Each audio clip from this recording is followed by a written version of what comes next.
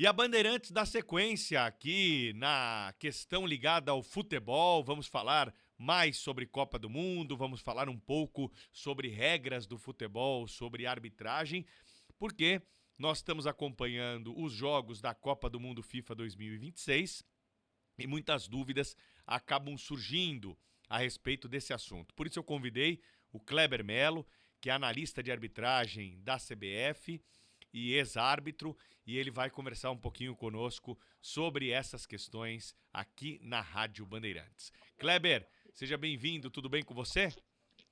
Bom dia, meu amigo. Tudo jóia? Graças a Deus, tudo ótimo. Obrigado pelo espaço aí. Satisfação enorme estar com vocês aí. Obrigado pelo convite. Obrigado você aí por nos atender. Eu queria começar te perguntando sobre essas novidades que a gente tem na Copa do Mundo desse ano, e uma delas é justamente o tempo para os jogadores recolocarem a bola em jogo, né? Tanto ali na hora do tiro de meta, quanto na hora do lateral, na hora de uma substituição, por exemplo, também há um tempo definido pela FIFA, e já vimos a aplicação disso na prática nessa Copa do Mundo. Isso é bom para o futebol, Kleber? Muito bom. Na verdade, Pedro, eu vou falar que até fico admirado. Eu estava esperando mudanças um pouco mais impactantes no futebol. A gente tem andado aí nos bastidores e a gente estava imaginando que ia ter coisas maiores. Mas são mudanças muito leves, muito simples, né? Com o intuito de agilizar, acelerar o jogo, evitar a ludibriação da arbitragem. É uma frase que a gente sempre usa em sala de aula. E o árbitro, a tentativa do jogador de ludibriar é um direito que ele tem. E o árbitro tem a obrigação de não cair. Então, essas mudanças, somadas no quadro, assim, para pontualmente criar parágrafos, quantas mudanças foram? Foram 9 mudanças. Todas muito leves, muito sensíveis. Coisas que dependem da atuação, do critério e do acompanhamento do árbitro. O árbitro em campo fica monitorando esse tipo de comportamento. As 9 mudanças, todas elas passam por cuidados do controle do jogo do árbitro. Então, o árbitro vai ter que estar mais atento, cada vez mais exigindo atenção. Os treinamentos FIFA hoje, CBF, FIFA, eles dão a largada com uma frase. A frase que insiste em ficar na cabeça do árbitro hoje não é conhecer regra, é básico, é simples. Não é apitar faltas, isso é básico, é simples. É controlar o jogo. Essa frase hoje nós damos a largar em todos os treinamentos, insistindo com os árbitros. Você tem que ter controle de jogo. Controlar o jogo é muito mais importante hoje do que você ter bom preparo físico. Um bom preparo físico hoje, muita gente tem. Queremos saber qual é a tua qualidade para controlar o jogo. Eu acho que a essência é essa, viu, Pedro? Ô, Kleber, me explica uma coisa. Hoje em dia a arbitragem mudou, como você colocou. Esses recursos tecnológicos, eles foram bem conectados com a arbitragem. Você acredita que isso está trazendo bons proveitos para o futebol, ou ainda ajustes são necessários para a gente conseguir usar todas essas ferramentas com qualidade? Pedro, eu vou falar para você que eles são essenciais, fundamentais. A tecnologia, durante anos, eu já estou na casa dos 50, mas durante anos eu vi os torcedores, os times, os clubes, os jogadores pedindo: a tecnologia tem que vir para a arbitragem, a tecnologia tem que entrar na arbitragem. Era um pedido, era uma clemência. Temos que ter tecnologia na arbitragem. A FIFA decidiu acatar. O VAR chegou muito simples, muito leve, ele navega em cima do jogo, né? Eu tenho uma frase minha, essa frase é que o VAR vê o que ninguém viu. Uma frase que eu defendo ela em treinamentos. Então, o VAR está sempre atento para olhar detalhes que o árbitro escapou aos olhos humanos do árbitro. A cabine VAR fica monitorando, dois, agora na Copa 3 oficialmente, mas sempre no mínimo dois estão ali, o VAR e o AVAR, eles ficam monitorando o que o árbitro não teve condições humanas de ver. Então, quando você tem o VAR entrando no lance, o VAR entra com alguns diagnósticos impossíveis para o ser humano. O zoom, a câmera lenta e o 4K. Quando eu trago isso aos olhos da regra, eu vejo detalhes muito miúdos, detalhes muito pequenos, que são as malícias do jogador. Eu disse há pouco, o jogador tem o direito de tentar enganar o árbitro. O árbitro tem a obrigação de não cair no engano, na tentativa. E isso, quando você incrementa o VAR no jogo, o VAR vem para salvar esse tipo de comportamento. Então, não tem mais volta. Eu acho que tem avanços. Essas 9 pequenas modificações que a FIFA fez para serem inauguradas na Copa, elas utilizam muito do recurso VAR. O VAR também auxilia nisso. E aí tem aquelas pequenas novidades, que se a gente for falar com linguagem de botequim, né? A fofoca no áudio do árbitro. Então, o árbitro está ali marcando um escanteio porque não viu um pequeno resvalo e vem uma fofoquinha aqui. A tecnologia VAR entra e fala, epa, resvalou no cadastro da chuteira. E o cadastro passou sendo exagerado para ver o nível que isso pode ficar. Mas, e se resvalar, vai ter que ser, né? Mas resvalou na chuteira do atacante. É meta. E disso a gente entende que o VAR não tem mais volta, ele tem avanços.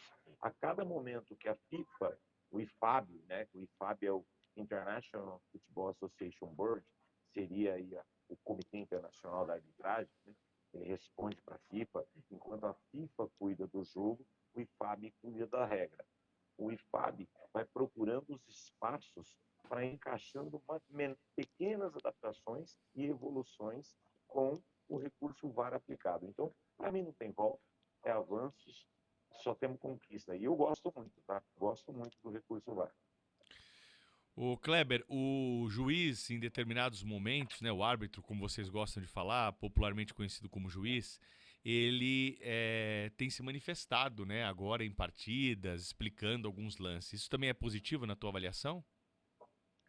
Muito positivo, muito positivo. Eu vou te adiantar uma coisa, a arbitragem tem linguagem própria. Eu vou criar uma historinha aqui e você vai gostar disso.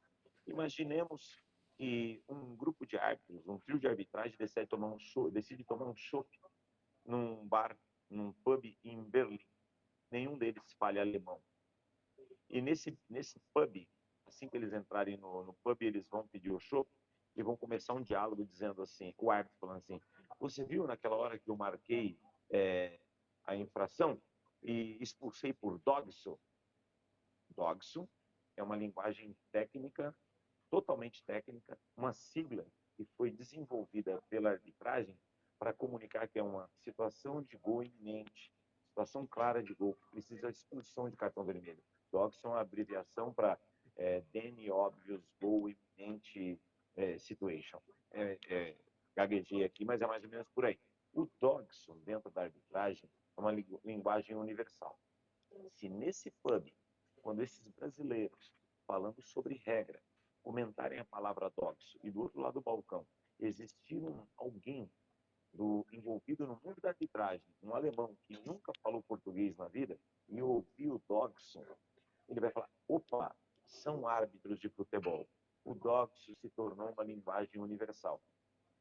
Eu estou fazendo uma analogia, e a analogia lançada, o que eu digo para você, quando o Wilton Pereira Sampaio dá a largada na Copa do Mundo e aplica 2 cartões vermelhos por Dodson, e ele é chamado no microfone, e já estava muito bem, só com esses 2 cartões vermelhos, falando, pronunciando Dodson, e falando com um colombiano de quarto árbitro, com um francês na cabine, com gente com multilínguas, e a Copa é assim, um jogo é japonês, árabe, muçulmano e assim vai. A linguagem universal da arbitragem, ela tem que se fazer entender em gestos, línguas e etnias diferentes. O Wilton Pereira de Sampaio, um brasileiro muito simples, muito conhecedor da regra, extremamente dedicado e cumpridor de regras dentro do campo, utilizou as palavras corretas para fazer uma comunicação mínima suficiente numa linguagem não nativa, utilizando palavras limitadas, mas que foram compreendidas. E todo mundo que sabe de futebol, que joga futebol, entendeu. É uma expulsão por agressão. ele se comunicou muito facilmente. Então, utilizar essa linguagem, o arbitrês, eu utilizo isso em treinamento, tá? O arbitrês, para se fazer entender, é uma evolução da regra, é uma evolução da arbitragem. É uma maneira que o futebol mostra e tem espaço próprio dentro do mundo dos esportes. O futebol tem esse encantamento. Tá? DOCS é uma palavra internacional, assim como APP, que é o Attack Promotion Potential, e também quando você fala início de APP, fim de APP, é iniciando por situação de ataque. Eu gosto muito disso, defendo e aviso os árbitros. Saibam usar isso a seu favor. Para mim é maravilhoso, eu fico encantado de falar disso. Kleber Melo está conversando com a gente, ele é analista de arbitragem da CBF, ex-árbitro. Eu queria te perguntar sobre o que é preciso mudar na tua avaliação, com a tua experiência, para deixar o futebol mais dinâmico, melhor, mais justo. Você tem alguma sugestão que poderia ser incorporada ao futebol de hoje, uma nova regra ou a extinção de alguma regra existente para que nós possamos alcançar essas condições? Pedro, eu acho que tem que dar mais espaço para o VAR.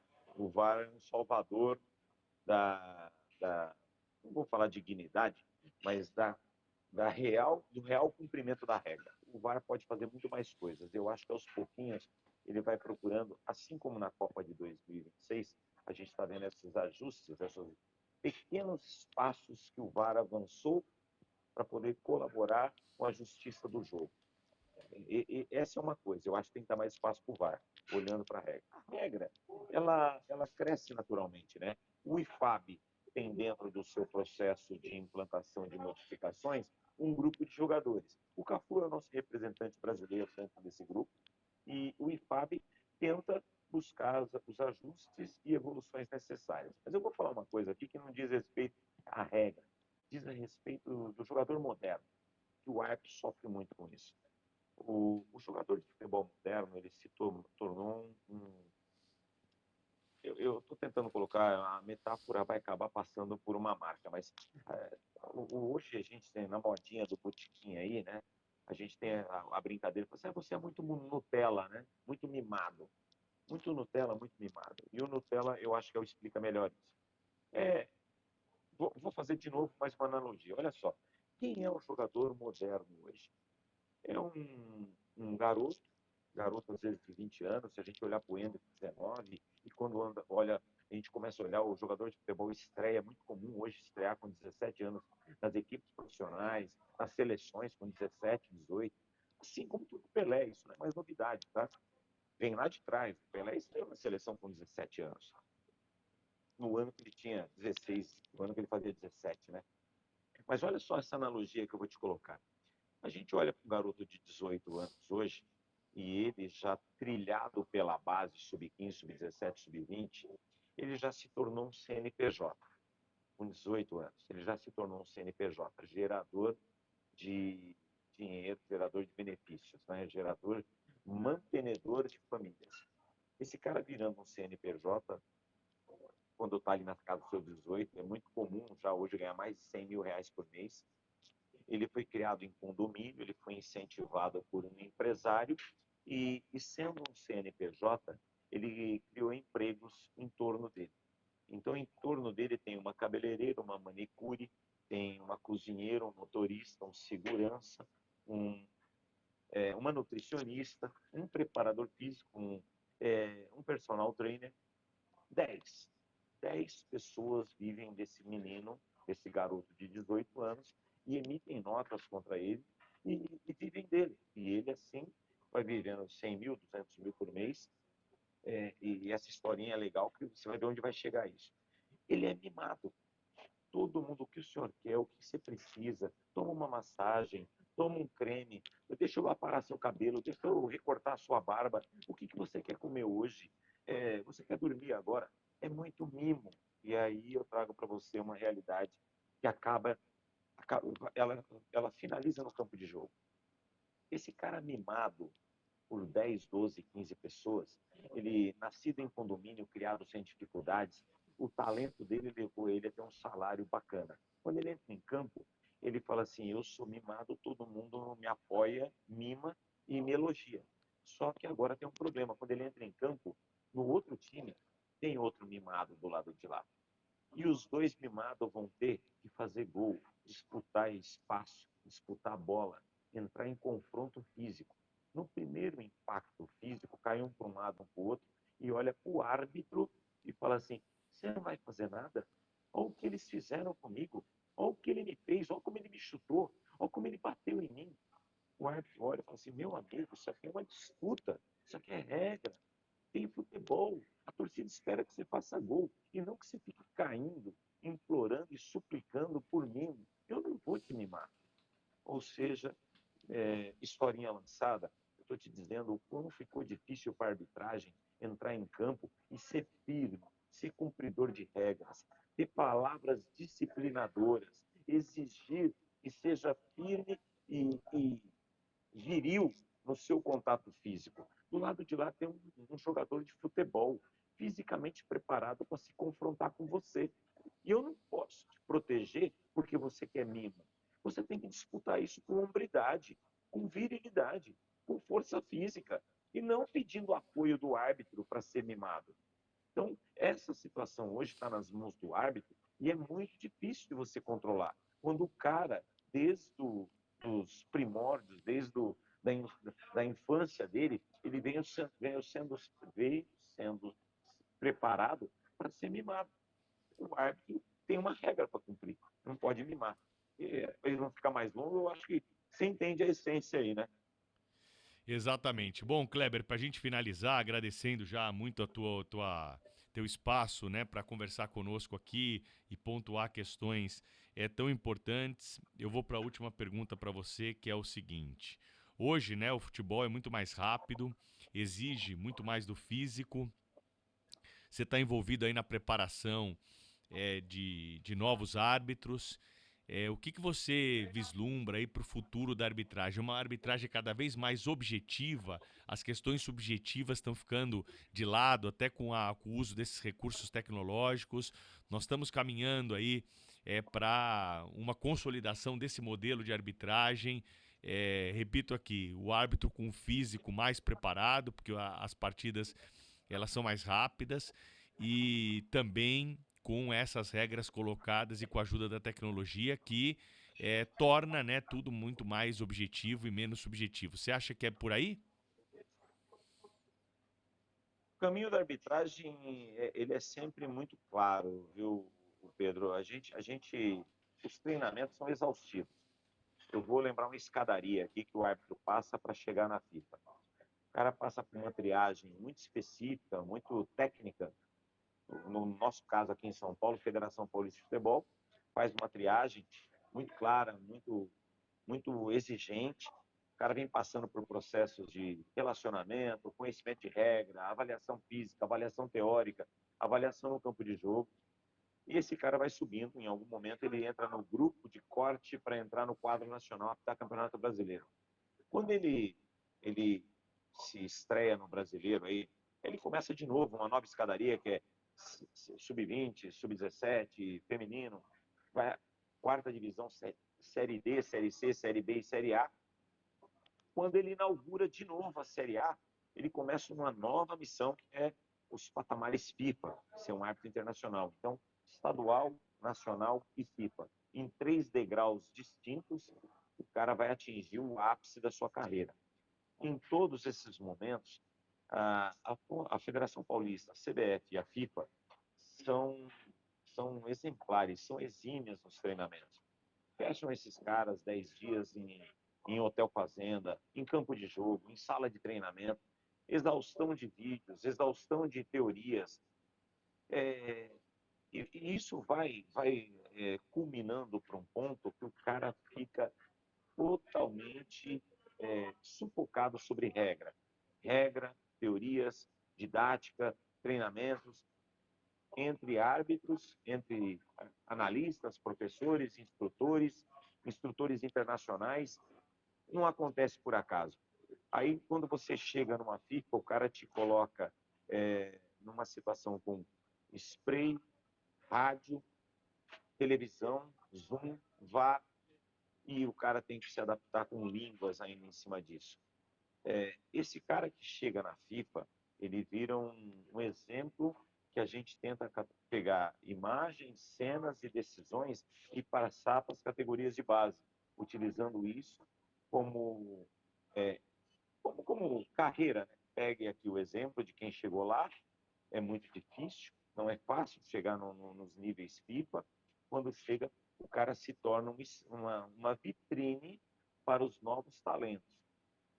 É muito difícil, é muito difícil. Eu não fui um árbitro FIFA, hoje eu tenho o prazer e a satisfação de, em alguns jogos, ser analista. Pouquíssimo tempo atrás, estive num jogo do Wilton Pereira Sampaio, analisando ele, e no vestiário trocamos algumas frases ali, a gente troca frases, frases preciosas, né? Porque elas entram na decisão fina do jogo. E hoje o árbitro tem que saber se comunicar antes de tudo. Então eu tenho um lema que eu defendo para o árbitro moderno, e esse lema para mim ele faz muito sentido para quem quer chegar nas vitrines, nos grandes jogos, na FIFA, numa Copa do Mundo. Então eu defendo o lema: clareza, educação e técnica. Seja claro para ser compreendido, seja educado para ser respeitado e seja técnico para mostrar que você sabe o que está falando sobre calçado sustentado pela regra. Para mim, esse tripé é o segredo da arbitragem moderna. Cada vez mais eu tenho certeza de que isso é um caminho, se o árbitro souber utilizar isso a seu favor dentro do campo de jogo, o caminho está por aí. Esse é o caminho que vai te garantir grandes jogos, menos reclamações, e aí eu sou discípulo de José Assis Aragão, e o Aragão tem uma frase que eu gosto de falar até hoje, que é: ser anônimo é um sucesso na arbitragem. Então o árbitro tem que trabalhar buscando o máximo de anonimato, sair de campo sem ser percebido, e é muito difícil, a gente sabe. Beleza? É isso. Boa, Kleber. Obrigado pelo bate-papo conosco aqui na Bandeirantes. Sempre bom aí te ouvir. Foi muito importante pontuar essas questões aí novas das regras do futebol e até uma próxima oportunidade. Valeu, Pedro. Muito obrigado pelo convite, sempre à disposição. Espero ter trazido um pouco de luz para quem gosta de futebol e não gosta tanto de arbitragem, mas é sempre importante gostar um pouquinho, porque o árbitro tem sempre a missão. Ele quer sair anônimo do campo. Valeu, conversamos com o Kleber Melo aqui na Bandeirantes, ele que trouxe pra gente um pouquinho mais de explicações aí sobre as regras atuais do futebol e principalmente as mudanças que aconteceram recentemente e estão implantadas aqui na Copa do Mundo FIFA 2026, que você acompanha na Bandeirantes.